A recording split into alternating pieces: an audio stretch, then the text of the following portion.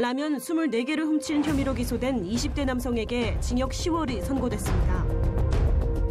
대전지법 형사단독 5부는 별도 혐의로 기소된 A씨에게 범죄 전력이 여러 차례 있었음에도 자숙하지 않고 범죄를 저질렀다며 실형을 선고했는데요.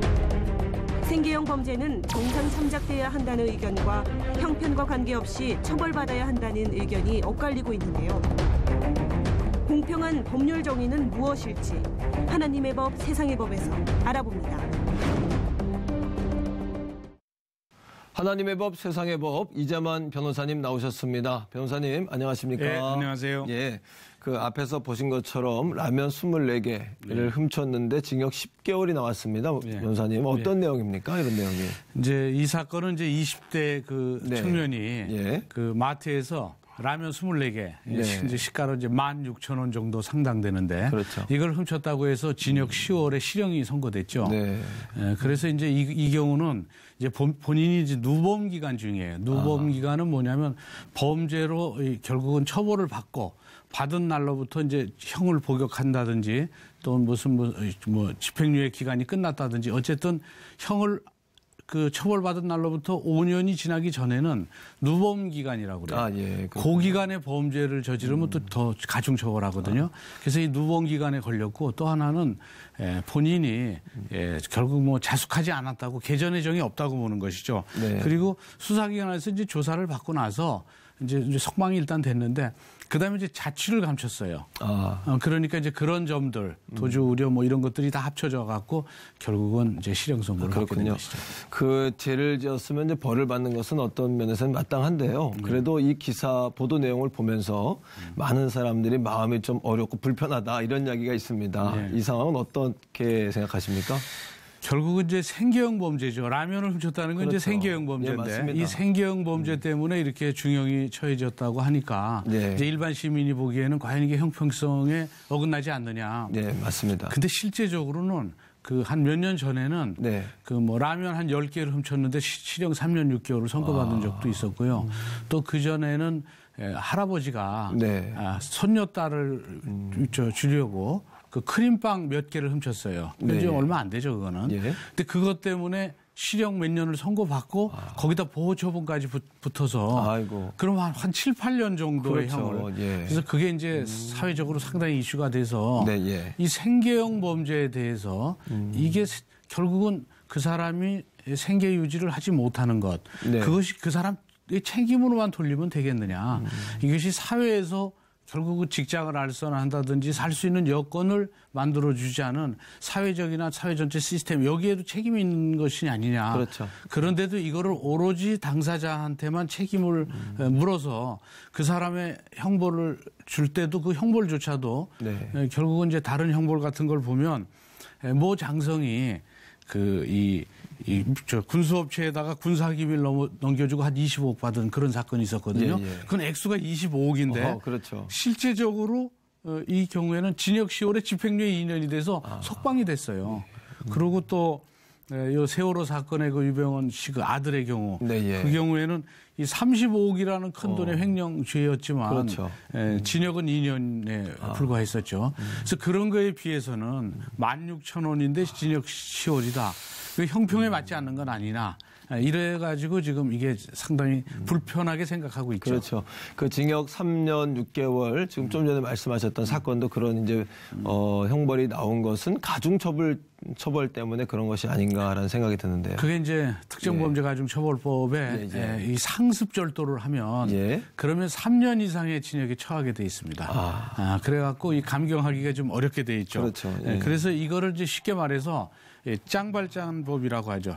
장발장법. 그러니까 이 장발장법에 걸리면 이 장발장이라는 게 이제 아시다시피 빵 하나를 훔쳤는데 7년형을 선고받았다가 저 탈옥해다 또 걸려서 결국 19년을 산. 이게 궁극적으로는 빵 하나 때문에 19년을 산. 그래서 이제 이걸 장발장법이라고 하는데 이 법에 가면 일단 빵 하나만 훔쳐도 일단 3년 이상의 형을 받게 돼 있어요.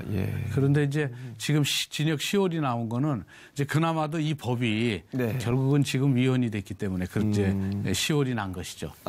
장발장법이 위헌됐다고 하셨는데 이제 위헌이 됐다는 이야기는 생계형 범죄에 대한 그 선처 이런 어떤 요구 때문에 그런 것이 아닌가 이런 생각도 들거든요.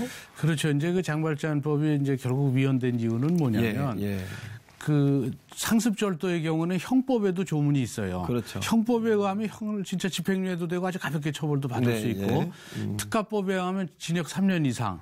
그러니까 이제 검사가 형법을 적용할 것이냐 특가법을 적용할 것이냐는 온전히 검사 재량이에요. 그렇죠. 그러니까 검사가 보고 이 죄질이 나쁘다. 그럼 특가법. 얘는 죄질이 좀 괜찮다. 그러면 형법.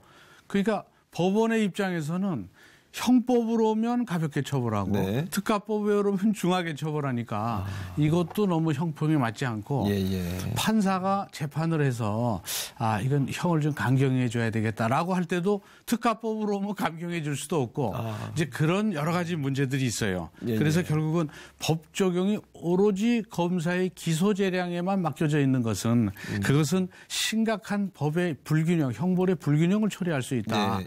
그래서 이게 이제 결국은 국민들의 불이익으로 돌아갈 수 있기 때문에 그래서 위헌 제청이 됐고 이 조문은 이제 결국은 위헌이 됐죠. 요즘 그 생계형 범죄를 보면서 느끼는 것은 그렇게 어려운 이웃들이 여전히 우리 주변에 있는 것이 아닌가 뭐 이런 거고요.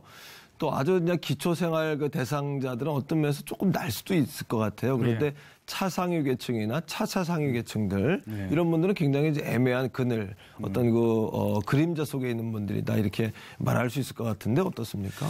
그렇습니다. 이제 실제적으로 송파 세모녀 자살 사건 그런 경우도 국가에서 지원을 한다거나 이웃이 도움의 손길을 주지 않은 상태에서 이런 이제 불행한 일이 일어나서 그것도 굉장히 문제가 많이 됐었죠.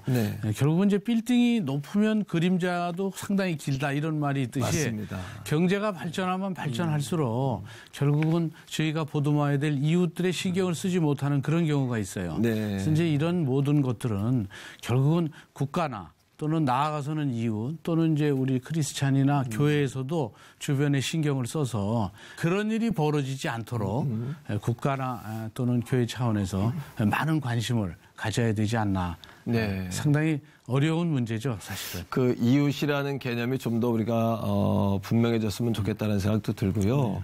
성경에 보면 그 예수님께서 하나님 사랑, 이웃 사랑을 말씀하셨을 때 율법 교사가 그러면 우리 이웃은 누구냐 이렇게 물었거든요. 그때 주님께서 그 선한 사마리아 그 사람, 강도 맞은 사람을 도왔던 그 선한 사마리아 이웃을 이야기하시면서 너희도 가서 이렇게 해라. 그러니까 예수님도 세리와 또 창기와 고아, 과부, 또 어린아이의 친구이셨던 것처럼 우리 그리스도인들이 낮은 자, 소외된 자를 좀 주목해 볼 수 있는 여유나 신앙적인 시각도 필요할 것 같고요. 또 교회 안에서 요즘에 이제 플로잉 박스라 그래서 아무 조건 없이 자신의 가정에 남는 물건들을 모아둔답니다. 그러면 그것들을 교인들이 가져가게 하고 또 교회가 사회에도 그렇게 지역사회에 남는 또 나누고 싶은 것들을 마음껏 이렇게 베풀 수 있는 그런 도전과 시도도 좀 필요하지 않겠는가라는 생각이 드는데 변호사님 어떠세요? 이런 말씀. 그게 이제 실제적으로는 그 의인 사마리아인이 필요한데 그런 그 의인이 나올 수 있는 법제도도 필요합니다. 법제도도. 얼마 전에 노숙자가 어저께인가요? 노숙자가 결국은 묻지마 폭행을 하니까 맞습니다. 어떤 사람이 나서서 결국은 도와줬는데 그 사람의 경우에 이제 팔의 신경이 많이 끊겨서 지금 입원 중인데 실제적으로 그 자리에 나서지 않으면 다치진 않았겠죠. 그러나 우리의 딸이 그렇게 위험에 처했을 때 시민이 도와주기를 원하고 있기 때문에 그럴 때는 시민이 도와줘야 되겠죠. 그러면 그런 걸 도와줄 수 있도록 그 사람의 치료비라든지 그 사람의 또 어떤 그 피해에 대한 보상 이걸 국가적으로 맞습니다. 결국은 보험식으로 지원을 해주면 되는데 그 점에 대한 지원이 안 되니까 오로지 그 피해에 대한 그 치료라든지 이거를 혼자서 다 감당해야 된다면 실제적으로 그런 일이 우리나라에서도 전에 벌어졌었는데 어떤 아주머니가 핸드백을 누구한테 날치게 당할 때 한 사람이 쫓아가서 결국은 그 돈을 백을 찾아줬고 거기에는 100만 원짜리 수표도 들었어. 너무 고맙게 생각하는데 결국 구해주다가 상대의 칼에 맞아서 결국은 식물인간이 됐어요. 근데 식물인간이 되는데 어린 몇 살짜리 딸하고 신혼에 아내가 있었는데 근데 그거를 국가적으로 도와줄 수 있는 법이 제도가 돼 있지 않으니까 그걸 온전히 그 신혼의 아내와 그 아버지가 식물인간이 된 상태에서 딸이 그걸 다 감당해야 된다면 그러면 누가 과연 그런 상황에서 의인이 되겠는가. 그러니까 그런 분들을 도와줄 수 있는 그런 법들, 제도들 이런 게 있어서 모든 사람들이 범죄가 있으면 시민의식으로 뛰어나갈 수 있는 그런 환경과 여건도 만들어져야 된다고 봅니다. 맞습니다.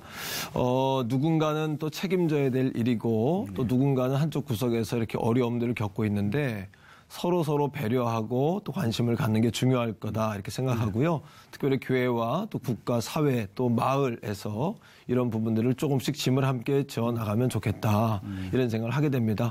변호사님 오늘 말씀 고맙습니다. 네. 고맙습니다. 감사합니다.